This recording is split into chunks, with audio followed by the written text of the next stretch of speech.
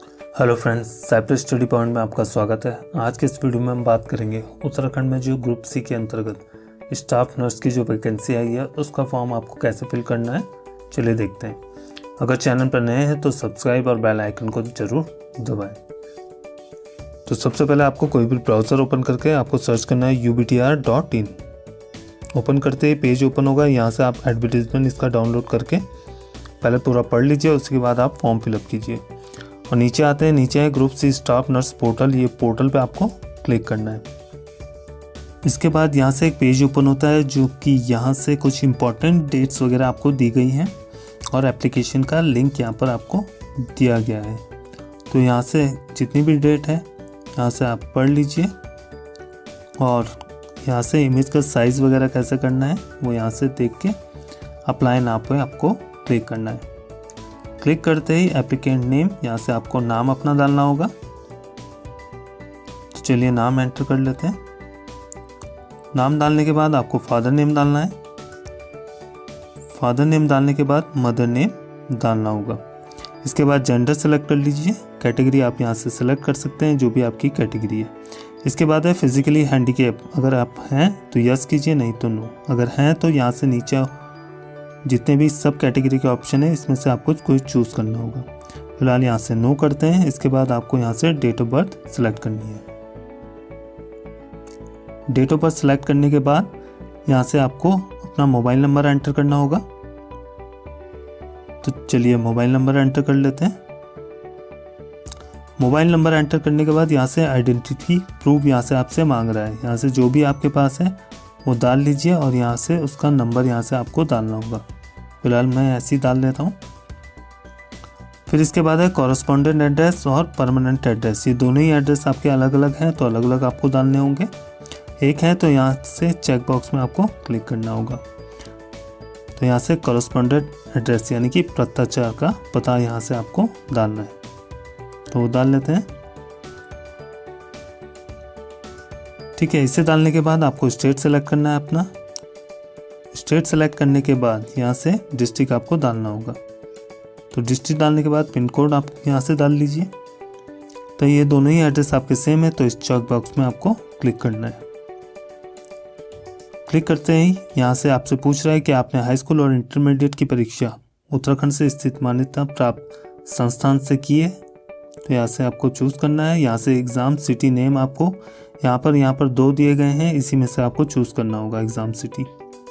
इसके बाद है कंपलसरी क्वालिफ़िकेशन यानी कि अनिवार्य अहर्ता है। ये आपके लिए कंपलसरी है। तो क्वालिफ़िकेशन 1 में ये क्या पूछ रहा है आपसे, उसे आप सेलेक्ट कर लीजिए। यहाँ से जो भी आपके पास क्वालिफ़िकेशन है उसको आप सेलेक्ट कर लीजिए। सेलेक्ट करने के बाद वो क्वालिफ़िकेशन आपने कब पास की थी वो यहाँ से आपको चूज़ करना है। ठीक है, वो क्वालिफ़िकेशन आपने किस यूनिवर्सिटी से की है वो यहाँ से आपको डालना होगा। तो चलिए यहाँ से यूनिवर्सिटी डाल लेते हैं। अब इसमें यूनिवर्सिटी डालने के बाद आपसे यहाँ से क्वालिफ़िकेशन 2 यहाँ से आपसे पूछ रहा है, यानी कि उत्तराखंड भारतीय नर्सिंग तथा दात्री परिषद से BSc ऑनर्स अथवा BSc नर्सिंग अथवा पोस्ट बेसिक BSc नर्सिंग अथवा जनरल नर्सिंग एम मिडवाइफरी मनोरोग विज्ञान के रूप में पंजीकृत प्रमाण पत्र है आपसे पूछ रहा है। तो यहाँ से यस करना है आपने। अब उस पंजीकृत प्रमाण पत्र की जो डेट है वो यहाँ से आपको डालनी होगी, यानी कि रजिस्ट्रेशन की डेट है यहाँ से आपको डालनी है। रजिस्ट्रेशन की डेट डालने के बाद यहाँ से आपको फिर रजिस्ट्रेशन नंबर यहाँ से आपको डालना होगा। तो जो भी उसमें रजिस्ट्रेशन नंबर है वो यहाँ से आप डाल लीजिए। अब यहाँ से किस अथॉरिटी ने उसे इश्यू किया है, ठीक है, वो यहाँ से आपको डालना होगा। इसके बाद है इसमें क्वालिफिकेशन 3 यानी कि किसी राज्य के चिकित्सालय अथवा न्यायाधीन स्थापन के अंतर्गत पंजीकृत 30 शैलियों निजी चिकित्सालय में न्यूनतम 1 वर्ष कार्य का अनुभव उक्त योग्यता को प्राप्त करने के उपरांत हो। अरे भाई बहुत ही शुद्ध हिंदी लिखी है। तो यहाँ से आप यस कर लीजिए। इसके बाद एक्सपीरियंस आपको यहाँ से डालना होगा, कब से यानी कि कब तक आपका ये एक्सपीरियंस रहा है। ठीक है, तो चलिए यहाँ से इसे भर लेते हैं। ठीक है, तो आप अपने अकॉर्डिंग भरिए।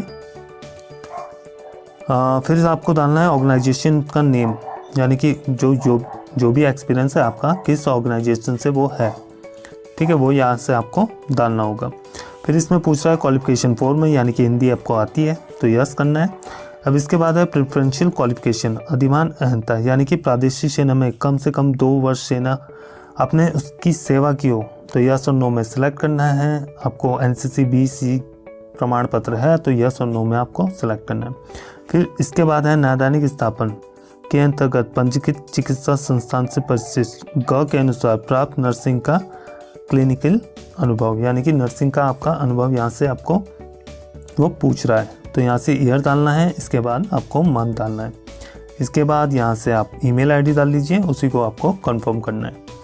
कंफर्म करने के बाद एक पासवर्ड आपको बनाना होगा जो कि 8 से 12 कैरेक्टर के बीच में होना चाहिए, ठीक है। आपका क्या होता है, पेंडिंग फॉर्म रह जाता है अगर, तो वो पासवर्ड यहाँ से आप जो बनाया है वो डाल के आप फिर से उसे पूरा भर सकते हैं। तो पासवर्ड बना लीजिए, उसके बाद यहाँ से कैप्चा डाल लीजिए। तो कैप्चा डालने के बाद यहाँ से आपको रजिस्टर नाउ पे क्लिक करना है।